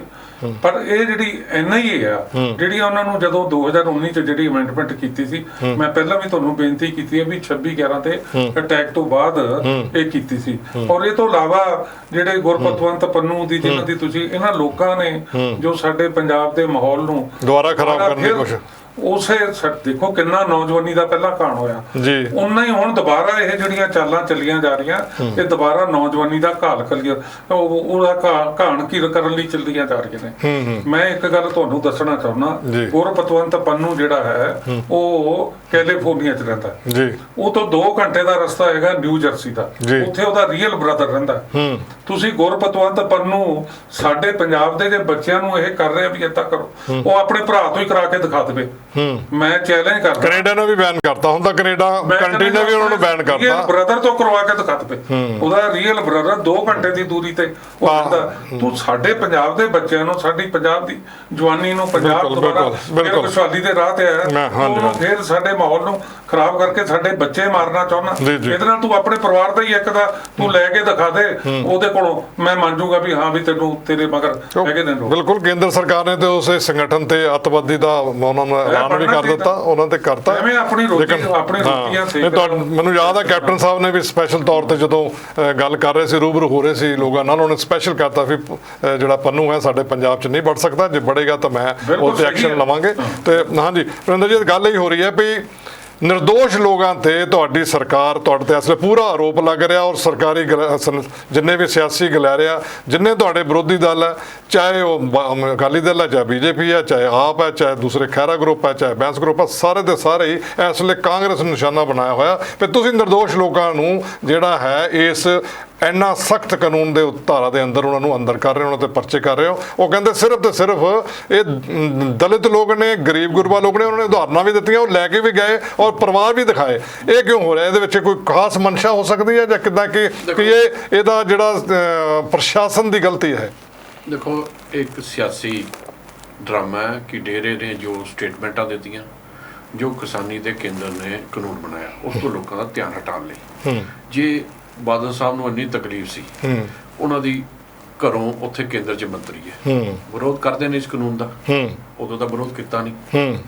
ਅੱਜ ਇਹ ਲੋਕ ਜਦ ਚੀਫ ਮਿਨਿਸਟਰ ਸਾਹਿਬ ਨੇ ਜਿਹੜੀ ਗੱਲ ਮਲੂਤਾ ਜੀ ਨੇ ਬਹੁਤ ਵੱਡੀ ਕਹੀ ਕਿ ਜਿਹੜੇ ਬੱਚਿਆਂ ਨੇ ਕਮੈਂਟਸ ਕੀਤੇ, ਉਹ ਦੱਸਦੇ ਆ ਕਿ ਅਸੀਂ ਉਹਨਾਂ ਦੀ ਕਾਉਂਸਲਿੰਗ ਕਰਕੇ ਉਹਨਾਂ ਨੂੰ ਠੀਕ ਕੀਤਾ, ਉਹਨਾਂ ਤੇ ਕਿਸੇ ਤੇ ਕੇਸ ਨਹੀਂ ਪਾਇਆ। ਔਰ ਜੇ ਕੋਈ ਕੇਸ, ਸਿੰਗਲ ਕੇਸ ਵੀ ਉਹਨਾਂ ਨੂੰ ਲੱਗਦਾ ਹੈ ਬਾਦਲ ਸਾਹਿਬ ਨੂੰ ਕਿ ਇਹ ਗਲਤ ਹੈ, ਉਹ ਕਹਿੰਦੇ ਲਿਆਣ ਗਵਰਨਮੈਂਟ ਦੇ ਧਿਆਨ 'ਚ, ਗਵਰਨਮੈਂਟ ਇਨਵੈਸਟੀਗੇਸ਼ਨ ਕਰੇਗੀ, ਉਹ ਧਿਆਨ ਨਹੀਂ। ਇਹਦਾ ਮਤਲਬ ਗਵਰਨਮੈਂਟ ਦੇ ਧਿਆਨ 'ਚ ਕੁਝ ਨਹੀਂ ਹੈ। ਜਿਹੜਾ ਪੁਲਿਸ ਕੇਸ ਕਰਦੀ ਐਡਾ ਵੱਡਾ ਯੂਏਪੀਏ ਕਰਦੀ ਆ, ਕੀ ਸਰਕਾਰ ਦੇ ਧਿਆਨ 'ਚ ਲਿਆ ਕੇ ਨਹੀਂ ਕਰਦੀ? ਕੋਈ ਵੀ ਕੇਸ ਪੁਲਿਸ ਕਮਿਸ਼ਨਰ ਦੇ ਧਿਆਨ 'ਚ ਲਾਇਆ ਜਾਂਦਾ। ਅੱਜ ਕਮਿਸ਼ਨਰ ਉੱਪਰ ਡੀਜੀਪੀ ਨੂੰ ਰਿਪੋਰਟ ਕਰਦਾ। ਹਾਂਜੀ ਮੇਰਾ ਸਾਹਿਬ, ਉਹਨਾਂ ਨੇ ਇਹ ਨਹੀਂ ਕਿਹਾ, ਉਹਨਾਂ ਨੇ ਕਿਹਾ ਕਿ ਡੀਜੀਪੀ ਜਿਹੜਾ ਸਾਡਾ ਉਹ ਧਰਮ ਨਿਰਪੇਖ ਹੈ। ਡੀਜੀਪੀ ਦੇ ਕੋਈ ਉਂਗਲ ਨਹੀਂ ਚੱਕ ਸਕਦਾ ਕਿ ਕਿਸੇ ਧਰਮ ਨੂੰ ਦੇਖ ਕੇ ਕੇਸ ਕਰ ਰਿਹਾ। ਜਿੰਨੇ ਕੇਸ ਵੀ ਹੋਏ ਨੇ, ਉਹ ਕਹਿੰਦੇ ਜੇ ਤੁਹਾਨੂੰ ਲੱਗਦਾ ਕਿ ਇਨੋਸੈਂਟ ਤੇ ਹੋਇਆ, ਉਹ ਸਰਕਾਰ ਦੀ ਧਿਆਨ 'ਚ ਲਿਆਓ। ਸਵਾਲ ਇਹ ਹੈ ਵੀ ਇਨੋਸੈਂਟ ਤੇ ਕਿਉਂ ਹੋਏ? ਹਾਂਜੀ ਮੋਰੀ ਸਾਹਿਬ, ਸਵਾਲ ਇੱਕੋ ਹੀ ਹੈ।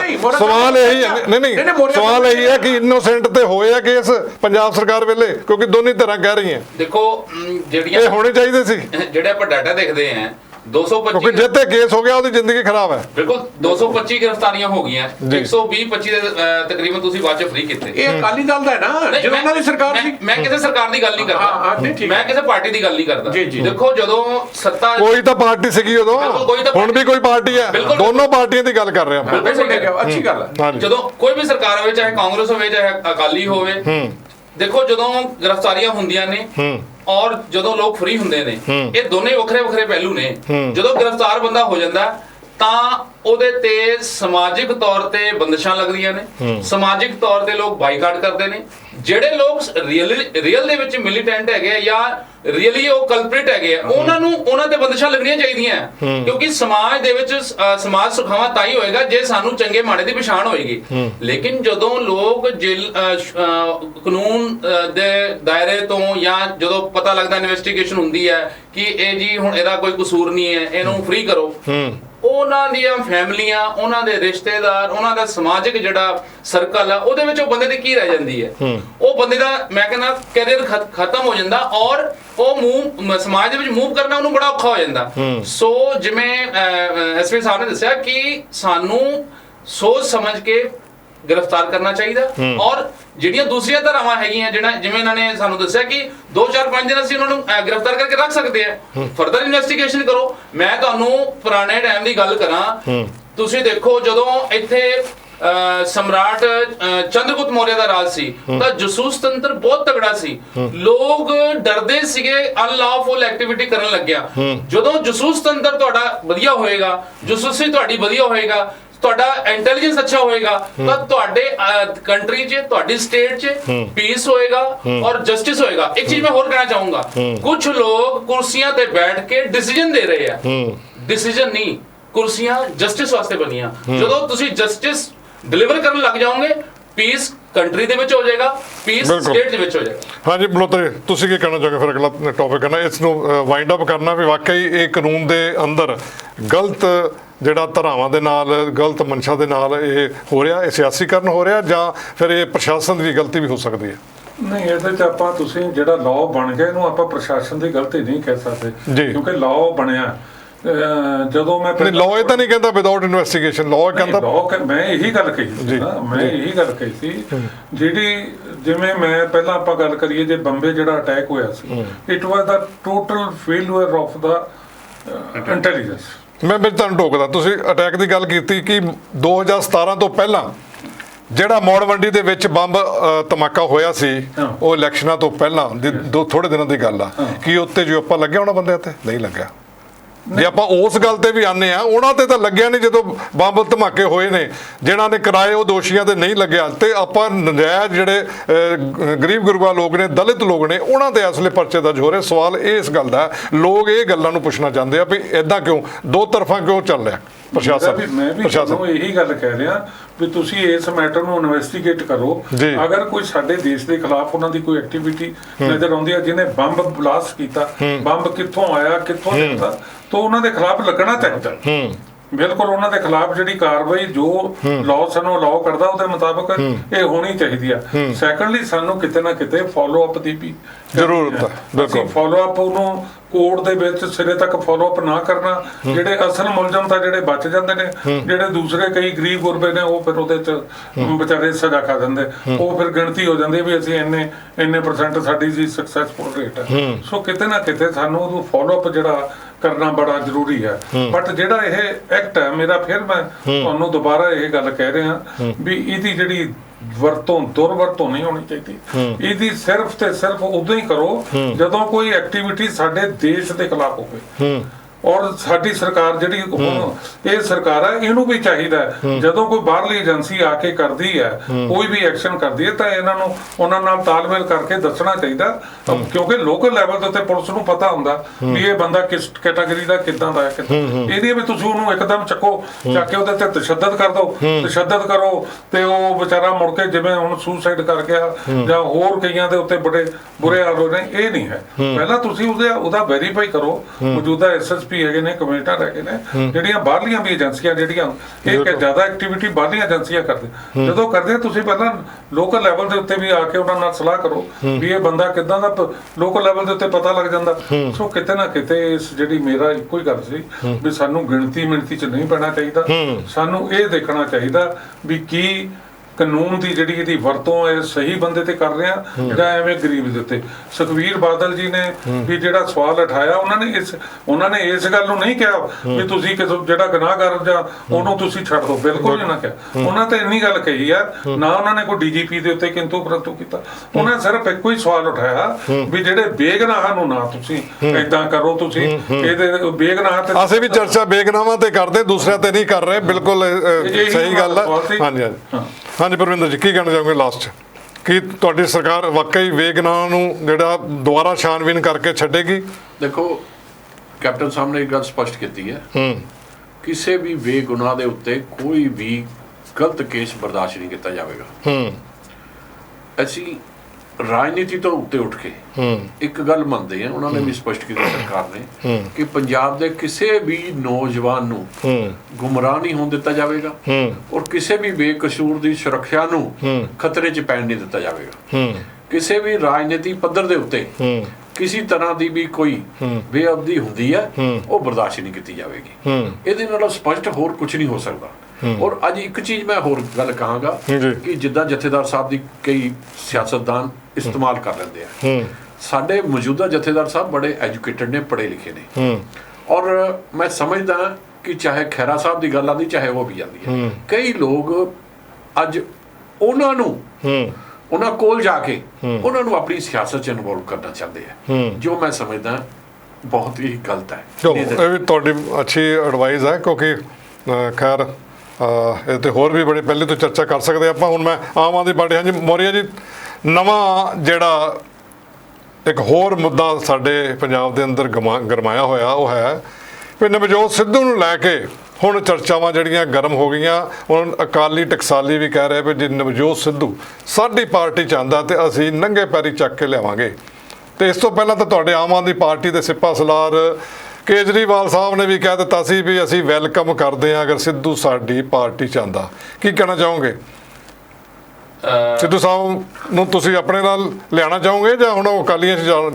ਨਵਜੋਤ ਸਿੰਘ ਸਿੱਧੂ ਇੱਕ ਬਹੁਤ ਵੱਡੇ ਬੁਲਾਰੇ ਹੈਗੇ। ਇਹ ਜਦੋਂ ਨੇਤਾ ਹੈ, ਮੰਤਰੀ ਰਹੇ ਨੇ। ਮੈਂ ਮੰਚਾਂ ਦੇ ਉੱਤੇ ਖੜੇ ਹੁੰਦੇ ਆ ਤਾਂ ਲੋਕ ਉਹਨਾਂ ਵੱਲ ਅਟਰੈਕਟ ਹੁੰਦੇ ਆ ਜੀ। ਪਰ ਮੈਂ ਇੱਕ ਗੱਲ ਤੁਹਾਡੇ ਧਿਆਨ ਦੇ ਵਿੱਚ ਲਿਆਣੀ ਚਾਹੂੰਗਾ।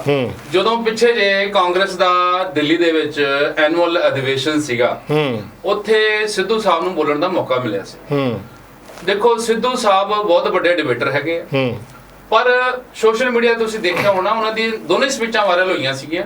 ਜਦੋਂ ਉਹ ਬੀਜੇਪੀ ਦੇ ਵਿੱਚ ਸੀਗੇ, ਫਿਰ ਜਦੋਂ ਕਾਂਗਰਸ ਦੇ ਵਿੱਚ ਆਏ, ਫਿਰ ਜਦੋਂ ਕਾਂਗਰਸ ਦੀ ਜਿਹੜੀ ਅਧਿਵੇਸ਼ਨ ਦੀ ਜਿਹੜੀ ਸਪੀਚ ਸੀਗੀ ਉਹਦੇ 'ਚ ਸਿੱਧੂ ਸਾਹਿਬ ਨੇ ਉਹੀ ਢੇਲਾ, ਉਹੀ ਗੁਲਾਬ ਦਾ ਫੁੱਲ, ਹੋਰ ਉਹ ਪੂਰੀ ਸਪੀਚ ਦੇ ਵਿੱਚ ਸੇਮ ਟੂ ਸੇਮ ਜੋ ਬੀਜੇਪੀ ਦੇ ਵਿੱਚ ਮੋਦੀ ਨੂੰ ਗੁਣਗਾਨ ਕਰ ਰਹੇ ਸੀ, ਉਦਾਂ ਹੀ ਫਿਰ ਸੋਨੀਆ ਗਾਂਧੀ ਦਾ ਗੁਣਗਾਨ ਕਰਨ ਲੱਗ ਗਏ। ਚਲੋ ਉਹ ਤਾਂ ਪਾਰਟੀ ਪ੍ਰਧਾਨ ਆ, ਜਿਸ ਪਾਰਟੀ ਜਾਂਦੇ ਪਾਰਟੀ ਦੀ ਉਹਨਾਂ ਨੇ ਸ਼ਲਾਘਾ ਕਰਨੀ ਹੁੰਦੀ ਹੈ, ਉਹਨਾਂ ਦਾ ਆਪਣਾ ਧਰਮ ਹੈ। ਮੇਰਾ ਸਵਾਲ ਇਹ ਆ ਵੀ ਤੁਸੀਂ ਲਿਆਉਣ ਨੂੰ ਤਿਆਰ ਹੋ? ਕਿਉਂਕਿ ਕੇਜਰੀਵਾਲ ਸਾਹਿਬ ਨੇ ਕਹਿਤਾ। ਮੈਂ ਤੁਹਾਡੇ ਸਵਾਲ ਤੇ ਆ ਰਿਹਾ। ਕੇਜਰੀਵਾਲ ਸਾਹਿਬ ਨੇ ਕਿਹਾ ਹੈ ਕਿ ਜਿਹੜੇ ਲੋਕ ਚੰਗੇ ਨੇ, ਇਮਾਨਦਾਰ ਨੇ, ਪੰਜਾਬ ਦੀ ਨੂੰ ਬਚਾਉਣਾ ਚਾਹੁੰਦੇ ਨੇ, ਤਾਂ ਉਹਨਾਂ ਸਾਰੇ ਲੋਕਾਂ ਦਾ ਸਵਾਗਤ ਹੈ। ਲੇਕਿਨ ਜਿੱਥੇ ਤੱਕ ਸਿੱਧੂ ਸਾਹਿਬ ਦਾ ਸਵਾਲ ਹੈਗਾ, ਸਿੱਧੂ ਸਾਹਿਬ ਜਿੱਥੇ ਵੀ ਰਹਿੰਦੇ ਆ ਉੱਥੇ ਮਹੀਨਾ 2 ਮਹੀਨਾ ਜਿਹੜਾ ਉਹ ਠੀਕ ਰਹਿੰਦੇ ਆ, ਫਿਰ ਮੁੜ ਕੇ ਚਿੱਠੀਆਂ ਪਾਣ ਲੱਗ ਜਾਂਦੇ ਆ, ਕੁਰਸੀਆਂ ਛੱਡਣ ਲੱਗ ਜਾਂਦੇ, ਮੰਤਰੀ ਪਦ ਛੱਡਣ ਲੱਗ ਜਾਂਦੇ ਆ। ਦੇਖੋ ਲੋਕਾਂ ਦਾ ਜਿਹੜਾ ਕੰਮ ਹੈ ਉਹ ਤੁਸੀਂ ਵਿਧਾਨ ਸਭਾ ਦੇ ਅੰਦਰ ਜਾ ਕੇ ਕਰ ਸਕਦੇ ਹੋ, ਲੋਕ ਸਭਾ ਦੇ ਵਿੱਚ ਜਾ ਕੇ ਕਰ ਸਕਦੇ ਹੋ। ਤੁਹਾਨੂੰ ਮੰਤਰੀ ਬਣਾਇਆ ਸੀਗਾ ਤਾਂ ਲੋਕਾਂ ਦੇ ਭਲੇ ਵਾਸਤੇ ਬਣਾਇਆ ਸੀ। ਚਲੋ ਪੁੱਛ ਲੈਣਾ ਮੈਂ ਕਿਉਂ ਮੰਤਰੀ ਬਣਾਇਆ ਸੀ। ਹਾਂਜੀ, ਕੀ ਕਹਿਣਾ ਚਾਹੋਗੇ ਤੁਸੀਂ? ਪਹਿਲਾਂ ਭਾਰਤੀ ਜਨਤਾ ਪਾਰਟੀ 'ਚ ਅਕਾਲੀ ਦਲ ਦੀ ਭਾਈਵਾਲ ਵੀ ਸੀਗੀ, ਔਰ ਕੀ ਕਹਿਣਾ ਚਾਹੋਗੇ? ਵਾਕਈ ਸਿੱਧੂ ਹੁਣ ਕਾਂਗਰਸ 'ਚ ਹੀ ਰਹਿਣਾ ਚਾਹੀਦਾ ਕਿ ਜਾਂ ਦੁਬਾਰਾ ਆਪਣੀ ਮਾਂ ਪਾਰਟੀ ਬੀਜੇਪੀ 'ਚ ਜਾਣਾ ਚਾਹੀਦਾ, ਜਾਂ ਹੁਣ ਜਿਹੜੇ ਅੱਜ ਨਵੀਂ ਜਿਹੜੀ ਚਰਚਾ ਚੱਲੀ ਆ ਸਿਆਸੀ ਗਲੈਰਾਂ 'ਚ ਵੀ ਸਿੱਧੂ ਨੂੰ ਅਕਾਲੀ ਟਕਸਾਲੀ ਜਿਹੜੇ ਆ ਉਹ ਕਹਿ ਰਹੇ ਵੀ ਤੁਸੀਂ ਇਹਦੇ 'ਚ ਆਓ, ਉਹ ਪਾਰਟੀਆਂ ਤੁਹਾਡੇ ਕਾਬਲ ਨਹੀਂ ਹੈ?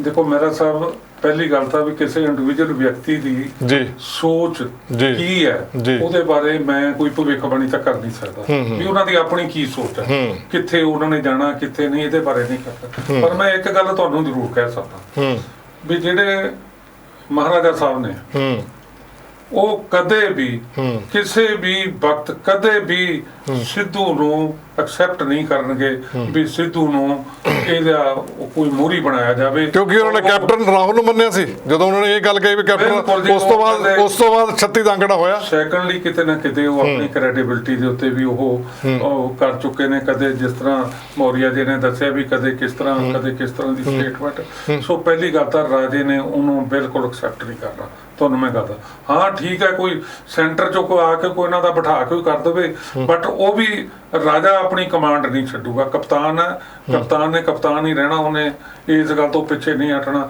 ਉਹ ਤਾਂ ਨਜ਼ਰ ਆ ਰਿਹਾ ਸਾਨੂੰ, ਉਹ ਤਾਂ ਉਹਨਾਂ ਨੇ ਸਾਲ ਹੋ ਗਿਆ ਸਾਨੂੰ ਦੇਖਦੇ ਨੂੰ। ਜਦੋਂ ਤੱਕ ਸਿੱਧੂ ਸਾਹਿਬ ਨੂੰ ਦੁਬਾਰਾ ਉਹਨਾਂ ਨੇ ਆਫਰ ਕੀਤੀ ਸੀ, ਉਹਨਾਂ ਨੇ ਲਈ ਤੇ ਉਹਨਾਂ ਨੇ ਰਿਜ਼ਾਈਨ ਐਕਸੈਪਟ ਕਰ ਲਿਆ। ਅੱਗੇ ਆ ਜਾਓ ਟਕਸਾਲੀ ਜੀ।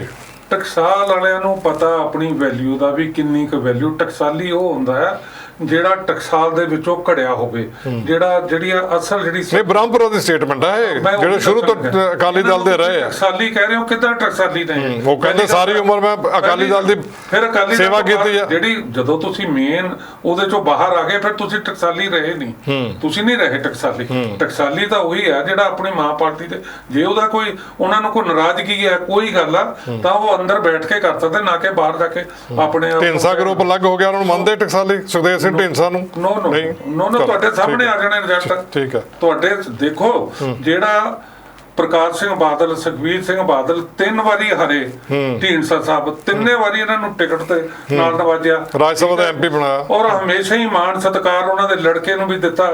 ਸੋ ਮੈਂ ਤੁਹਾਨੂੰ ਇੱਕ ਗੱਲ ਤਾਂ ਦੱਸਾਂ, ਜਿਹੜਾ ਉਹਨਾਂ ਦਾ ਨਹੀਂ ਬਣ ਸਕਿਆ, ਜਿਹੜਾ ਆਪਣੀ ਮਾਂ ਪਾਰਟੀ ਦਾ ਨਹੀਂ ਬਣ ਸਕਿਆ, ਅਗਰ ਦੂਜੇ ਬੰਦੇ ਉਹਦੇ ਕੋਲੋਂ ਉਹਦੀ ਵਫਾ ਦੀ ਆਸ ਰੱਖਦੇ ਨੇ ਤਾਂ ਮੈਂ ਸਮਝੂਗਾ ਵੀ ਜਿਹੜੇ ਬੰਦੇ ਇਹ ਸਮਝਦੇ ਵੀ ਉਹ ਸਾਡੇ ਨਾਲ ਜਿਹੜਾ ਉਹਨਾਂ ਦਾ ਨਹੀਂ ਹੋਇਆ ਤੁਹਾਡਾ ਕਿੱਥੋਂ ਹੋ ਜੂ। ਸੋ ਕਿਤੇ ਨਾ ਕਿਤੇ ਉਹ ਕੱਲ ਨੂੰ ਪਛਤਾਉਣਗੇ ਉਹ ਬੰਦੇ ਜਿਹੜੇ ਅੱਜ ਕਿਸੇ ਨਾ ਕਿਸੇ ਗੱਲੋਂ ਨਾਰਾਜ਼ ਹੋ ਕੇ ਜਾ ਰਹੇ ਨੇ, ਕੋਈ ਉੱਧਰ ਜਾ ਰਹੇ ਨੇ, ਕਿਤੇ ਜਾ ਰਹੇ। ਅਗਰ ਉਹਨਾਂ ਨੂੰ ਕੋਈ ਨਾਰਾਜ਼ਗੀ ਹੈ ਤਾਂ ਉਹ ਜਾਣ, ਪਾਰਟੀ ਚੀਫ ਦੇ ਕੋਲ ਜਾਣ। ਉਹ ਅੱਜ ਵੀ ਖਿੜੇ ਮੱਥੇ ਸਾਰਿਆਂ ਨੂੰ ਆਪਣੇ ਕੋਲ ਬੁਲਾ ਰਹੇ ਨੇ। ਪੁੱਛ ਲੈਣੇ ਨਾਰਾਜ਼ਗੀਆਂ ਇਹਨਾਂ ਦੇ ਸਾਹਮਣੇ ਆ, ਕਾਂਗਰਸ ਦੇ ਸਾਰੀਆਂ ਨਾਰਾਜ਼ਗੀਆਂ ਉਹਨਾਂ ਦੇ ਸਾਹਮਣੇ, ਉਹਨੇ ਜਗਜ਼ਾਰ ਵੀ ਕੀਤੀਆਂ, ਚੁੱਪੀ ਵੀ ਰਹੇ, ਚਿੱਠੀਆਂ ਵੀ ਹੁਣ ਲਿਖ ਦਿੱਤੀਆਂ, ਪਰ ਦੱਸਿਆ ਵੀ ਮੈਂ ਕਿਉਂ ਨਾਰਾਜ਼ ਆ, ਕੋਈ ਕੰਮ ਨਹੀਂ ਹੋ ਰਿਹਾ। ਤੇ ਤੁਸੀਂ ਦੱਸੋ ਹੁਣ ਕਿ ਵਾਕਈ ਸਿੱਧੂ ਸਾਹਿਬ ਨੂੰ ਸਾਂਭ ਲਓਗੇ ਕਿ ਜਾਂ ਜਿਹੜੀ ਪਾਰਟੀ ਜਾਂਦੇ ਜਾਣ ਤੁਹਾਨੂੰ ਕੋਈ ਫਰਕ ਨਹੀਂ ਪੈਣ ਲੱਗਾ?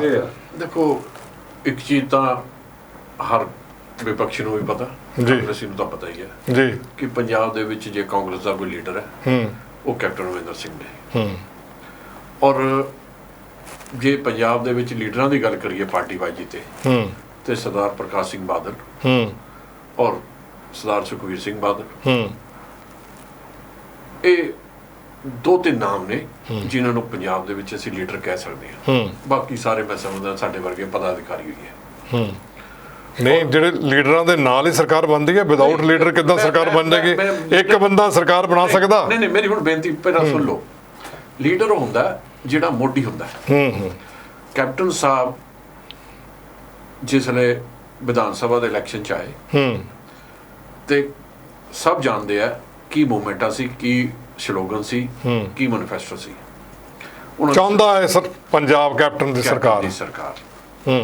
ਅੱਜ ਵੀ ਕੈਪਟਨ ਸਾਹਿਬ ਜਿਸ ਹਾਲਾਤ ਦੇ ਵਿੱਚ ਚੱਲ ਰਹੇ ਨੇ, ਉਹਨਾਂ ਦੇ ਸਾਹਮਣੇ ਕੋਈ ਐਸਾ ਲੀਡਰ ਨਜ਼ਰ ਨਹੀਂ ਆ ਰਿਹਾ ਜਿਹੜਾ ਮਾਸਿਸ ਦੇ ਨਾਲ ਕੋਈ ਚੀਜ਼ ਸਾਂਝੀ ਕਰਦਾ ਨਜ਼ਰ ਆਵੇ। ਪਦਾਧਿਕਾਰੀ ਸਾਰੇ ਹੈਗੇ ਨੇ।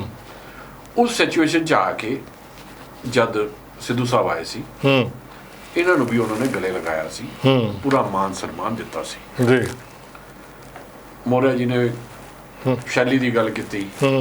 ਲੀਡਰਾਂ ਦੇ ਵਿੱਚ ਕੋਈ ਨਾ ਕੋਈ ਐਸੀ ਕੁਆਲਿਟੀ ਹੁੰਦੀ ਹੈ ਜਿਹਨੂੰ ਲੋਕ ਜਾਂ ਪਾਰਟੀਆਂ ਅਸੈਪਟ ਕਰ ਲੈਂਦੀਆਂ। ਔਰ ਨੋ ਡਾਊਟ ਸਿੱਧੂ ਸਾਹਿਬ ਕੋਲ ਵੀ ਕਈ ਇਦਾਂ ਦੀਆਂ ਚੀਜ਼ਾਂ ਹੈਗੀਆਂ ਜਿਹੜੀਆਂ ਉਹ ਅਟੈਕਟ ਕਰ ਲੈਂਦੇ ਪਬਲਿਕ ਨੂੰ। ਲੇਕਿਨ ਹੁਣ ਦੇਖਣਾ ਇਹ ਹੈ ਕਿ ਅੱਜ ਦੇ ਹਾਲਾਤ ਦੇ ਵਿੱਚ ਕਿ ਜਿਹੜੀ ਮੌਜੂਦਾ ਲੀਡਰਸ਼ਿਪ ਹੈ ਕੈਪਟਨ ਸਾਹਿਬ ਦੀ, ਉਹਨਾਂ ਨਾਲ ਉਹਨਾਂ ਦੀ ਕਿੰਨੀ ਕੁ ਤਾਲਮੇਲ ਬੈਠਦਾ ਜਾਂ ਕਿੰਨਾ ਕੁ ਉਹਨਾਂ ਨਾਲ ਸੈਟਿੰਗ ਉਹਨਾਂ ਦੀ ਚੱਲਦੀ ਹੈ। ਕੀ ਤੁਸੀਂ ਸ਼ੱਕ ਕਰਦੇ ਉਹਨਾਂ ਦੀ ਕ੍ਰੈਡੀਬਿਲਿਟੀ ਦੀ ਜਾਂ ਕੋਈ ਓਨੈਸਟੀ ਦੀ ਸਿੱਧੂ ਤੇ? ਕਿਸੇ ਨੇ ਹਜੇ ਤੱਕ ਤਾਂ ਲਾਂਛਨ ਲਾਇਆ ਕਿ ਆਮ ਸਿਆਸੀ ਪਾਰਟੀਆਂ ਸਿਆਸਤਦਾਨਾਂ ਤੇ ਲਾਂਛਨ ਲਾ ਦਿੰਦੀਆਂ? ਲਾਂਛਨ ਦੀ ਕੋਈ ਗੱਲ ਨਹੀਂ ਹੈ। ਨਹੀਂ, ਉਹਨਾਂ ਦੀ ਆਪਸੀ ਪਤਾ ਨਹੀਂ ਕੀ ਹੈ ਕਿ ਵਿਚਾਰੀ ਕੋਈ ਸੈਟਲਮੈਂਟ ਨਹੀਂ ਹੋਈ। ਤੁਸੀਂ ਦੇਖੋ ਬੀਬੀ ਰਜਿੰਦਰ ਕੌਰ ਪੱਠਲ, ਕਈ ਟਕਰਾਅ ਹੁੰਦੇ ਰਹੇ ਆਪਸ 'ਚ, ਲੇਕਿਨ ਅੱਜ ਦੇ ਹਾਲਾਤ ਦੇ ਵਿੱਚ ਉਹਨਾਂ ਦਾ ਜਿੰਨਾ ਆਪਸ ਦੇ ਵਿੱਚ ਤਾਲਮੇਲ ਹੈ, ਜਿੰਨਾ ਉਹਨਾਂ ਦੀ ਲਾਈਨ ਆਫ ਐਕਸ਼ਨ ਹੈ, ਉਹ ਪਾਰਟੀ ਨੂੰ ਮਜ਼ਬੂਤ ਕਰ ਰਹੀ ਹੈ। ਸਿੱਧੂ ਸਾਹਿਬ ਨੂੰ ਜੇ ਇੱਕ ਮੰਤਰੀ ਮੰਡਲ ਤੋਂ ਲਿੱਤਾ ਸੀ ਤੇ ਦੂਜਾ ਦਿੱਤਾ ਸੀ, ਉਹ ਵੀ ਕੋਈ ਐਵੇਂ ਨਹੀਂ ਸੀ, ਬਹੁਤ ਪਾਵਰਫੁਲ ਸੀ ਜੀ। ਅੱਜ ਇੱਕ ਈਗੋ, ਰਾਜਨੀਤੀ ਦੀ ਈਗੋ ਰਾਜਨੀਤੀ ਦੇ ਵਿੱਚ ਜ਼ਿਆਦਾ ਦੇਰ ਨਹੀਂ ਚੱਲਦੀ। ਜੇ ਸਰਦਾਰ ਸੁਖਬੀਰ ਸਿੰਘ ਬਾਦਲ ਹੋਣਾ ਡਿਪਟੀ ਸੀਐਮ ਤੇ ਰਹੇ, ਸੀਐਮ ਉਹਨਾਂ ਦੇ ਫਾਦਰ ਸੀ, ਲੇਕਿਨ ਡਿਪਟੀ ਸੀਐਮ ਦੇ ਉੱਤੇ ਉਹਨਾਂ ਨੇ ਕਦੀ ਇਹ ਤਾਂ ਕਿਹਾ ਨਹੀਂ ਕਿ ਮੈਂ ਹੀ ਹੁਣ ਸੀਐਮ ਬਣ ਜਾਵਾਂ ਜਾਂ ਮੈਂ ਪ੍ਰਧਾਨ ਹਾਂ ਪਾਰਟੀ ਦਾ ਜਾਂ ਮੈਂ ਫਲਾਨਾ ਜਾਂ ਕੁਝ। ਇੱਕ ਪਾਰਟੀ ਦਾ ਆਪਣਾ ਏਜੰਡਾ ਚੱਲਦਾ। ਅੱਜ ਕੈਪਟਨ ਸਾਹਿਬ ਜੇ ਲੀਡਰ ਹੈ ਨੇ, ਉਹਨਾਂ ਨੂੰ ਐਕਸੈਪਟ ਕਰਕੇ ਚੱਲਣਾ ਚਾਹੀਦਾ। ਉਹਦਾ ਮਤਲਬ ਉਹਨਾਂ ਨੇ ਗਲਤੀ ਕੀਤੀ, ਉਹਨਾਂ ਨੇ ਅਸੈਪਟੈਂਸ ਨਹੀਂ ਲਈ। ਹਾਂ, ਮੈਂ ਸਮਝਦਾ ਕਿ ਉਹਨਾਂ ਦੇ ਪਾਸ ਉਹਨਾਂ 'ਚ ਕੋਈ ਕਮੀ ਰਹਿ ਗਈ ਕਿ ਜਿਹੜਾ ਆਪਸ 'ਚ ਤਾਲਮੇਲ ਨਹੀਂ ਬਿਠਾ ਸਕੇ। ਉਹਦੇ ਬਾਅਦ ਅੱਜ ਜਿਹੜੀਆਂ ਗੱਲਾਂ ਦੂਜੀਆਂ ਪਾਰਟੀਆਂ ਕਰ ਰਹੀਆਂ, ਅਸੀਂ ਸਮਝਦੇ ਹਾਂ ਕਿ ਅਕਾਲੀ ਦਲ ਕਿਸੇ ਕੀਮਤ ਤੇ ਉਹਨੂੰ ਨਹੀਂ ਲੈ ਸਕਦਾ। ਕਿਉਂਕਿ ਅੱਜ ਜੇ ਕੁਝ ਟਕਰਾਅ ਕੈਪਟਨ ਸਾਹਿਬ ਦੇ ਵਿੱਚ ਉਹਨਾਂ ਦੇ ਨਜ਼ਰ ਆਇਆ, ਉਹ ਇਹ ਚਾਹੁੰਦੇ ਸੀ ਕਿ ਬੇਅਬਦੀ ਦੇ ਮਾਮਲੇ 'ਚ, ਫਲਾਣੇ ਮਾਮਲੇ, ਨਸ਼ੇ ਦੇ ਮਾਮਲੇ 'ਚ ਫਟਾਫਟ ਚੱਕੋ ਕਾਲੀਆਂ ਨੂੰ ਅੰਦਰ ਕਰ ਦਿਓ। ਕੈਪਟਨ ਸਾਹਿਬ ਕਹਿੰਦੇ ਮੈਂ ਕਾਨੂੰਨ ਦੇ ਖਿਲਾਫ ਨਹੀਂ ਜਾਣਾ, ਜਿਹੜਾ ਕਾਨੂੰਨ ਜੋ ਕਹਿੰਦਾ ਮੈਂ ਉਹਦੇ ਨਾਲ ਹੈ। ਇਹ ਚੀਜ਼ਾਂ ਜਿਹੜੀਆਂ ਅੱਜ ਸਮਝਦਾ ਕਿ ਅਕਾਲੀ ਦਲ ਦੇ ਵਿੱਚ ਤਾਂ ਉਹ ਨਹੀਂ ਜਾ ਸਕਦੇ। ਹੁਣ ਉਹਨਾਂ ਦੀ ਜਿਹੜੀ ਆਪਣੀ ਮਾਂ ਪਾਰਟੀ ਸੀ, ਹੁਣ ਜੇ ਉਹ ਅਕਾਲੀਆਂ ਤੋਂ ਅਲੱਗ ਹੁੰਦੀ ਹੈ ਜਾਂ ਅਕਾਲੀਆਂ ਦੇ ਨਾਲ ਚੱਲਦੀ ਹੈ, ਉਹ ਭਵਿੱਖ ਦੱਸੂਗਾ। ਦੂਜੇ ਜਿਹੜੇ ਟਕਸਾਲੀ, ਇਹ ਤਾਂ ਸਿਰਫ ਇੱਕ ਸ਼ੋਸ਼ਾ ਚੱਲ ਰਹੇ ਨੇ ਕਿ ਅਸੀਂ ਰਾਜਨੀਤੀ 'ਚ ਬਣੇ ਰਹੀਏ। ਅਦਰਵਾਈਜ਼ ਉਹ ਸਿੱਧੂ ਕਾਂਗਰਸ 'ਚ ਹੈ ਔਰ ਕਾਂਗਰਸ 'ਚ ਹੀ ਹੋ ਰਹੂਗਾ। ਚਲੋ ਮੈਂ ਕਾਂਗਰਸ 'ਚ ਰਹਿਣ, ਚਲੋ ਜਿਹੜੀ ਪਾਰਟੀ 'ਚ ਹੈਗੇ ਨੇ, ਅਸੀਂ ਤਾਂ ਕਹਿ ਹੀ ਨਹੀਂ ਸਕਦੇ ਕਿਉਂਕਿ ਇਹ ਤਾਂ ਲੋਕਾਂ ਨੇ ਦੇਖਣਾ ਵੀ ਕਿਹੜਾ ਲੀਡਰ ਅੱਛਾ ਹੈ, ਕਿਹਨੂੰ ਅਸੀਂ ਅੱਗੇ ਲਿਆਉਣਾ। ਪਰ ਲੀਡਰ ਨੂੰ ਵੀ ਚਾਹੀਦਾ ਵੀ ਆਪਾਂ ਲੋਕਾਂ ਵਿੱਚ ਵਿਚਰੀਏ।